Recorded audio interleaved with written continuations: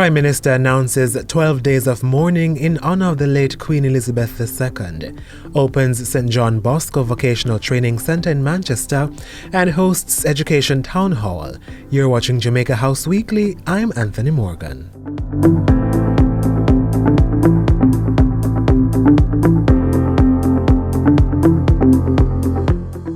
Jamaica is currently in a 12-day period of mourning following the September 8 death of Head of State Queen Elizabeth II. The British monarch passed away at age 96 following a 70-year reign. Upon hearing news of the Queen's passing, Prime Minister Andrew Holness announced a period of mourning, which will end on September 19 when the Queen is buried. I'm sure we'll all agree that the Queen was a portrait of dignity in how she conducted the affairs of state, and she remains an exemplar in leadership. May her soul rest in peace and light eternal shine on her. As part of the observation, a National Day of Mourning is set for September 18, and all flags are being flown at half-mast. Condolence books have also been opened at King's House and the offices of custodies in all parishes. Prime Minister Andrew Holness was on hand Thursday to view the Jamaica 60th edition of the Kingston Biennial entitled Pressure. The exhibition, which is on display at the National Gallery in downtown Kingston, will be mounted until December 31.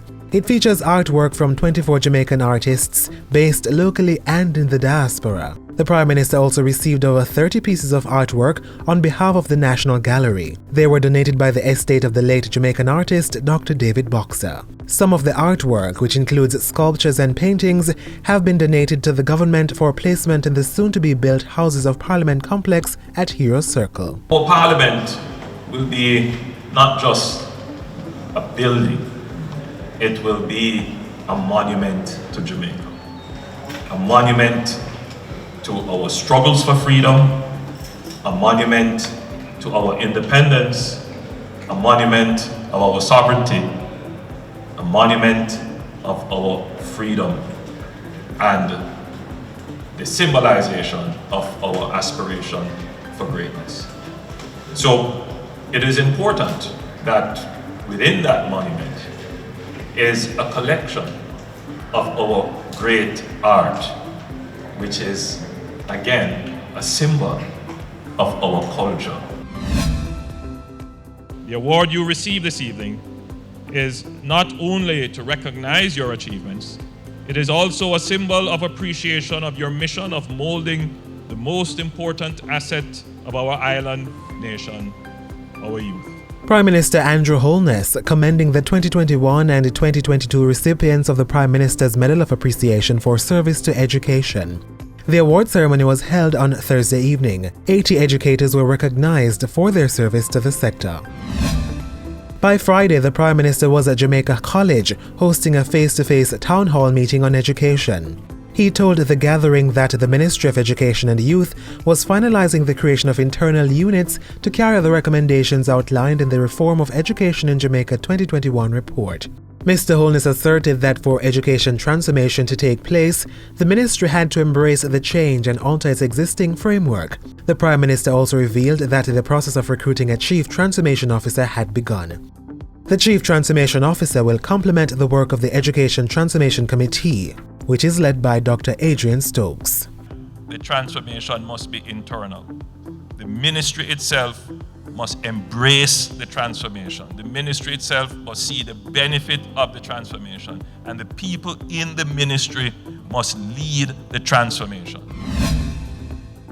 Earlier in the week, the Prime Minister was in Manchester to open the St. John Bosco Vocational Training Centre.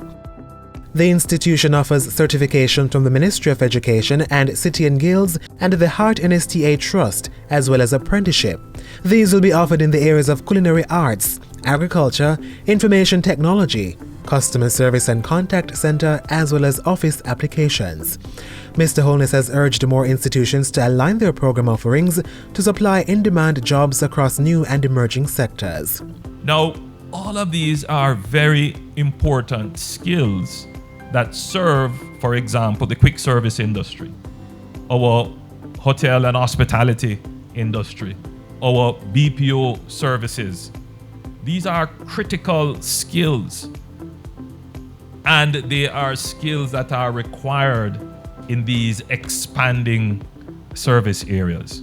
So today, it's a great day for the St. John Bosco Center, but it's also a great day for Jamaica.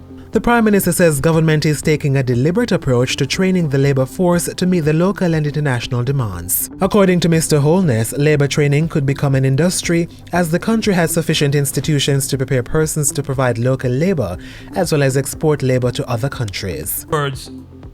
When we plan the use of our labour resources, we can satisfy our local demand and give opportunities for persons who would want to work overseas, which becomes eventually a foreign exchange.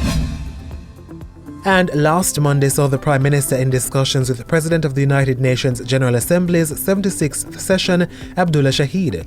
Education, youth, debt financing and climate change were among the talking points at that meeting. His Excellency Shahid was on a 3-day working visit to the island.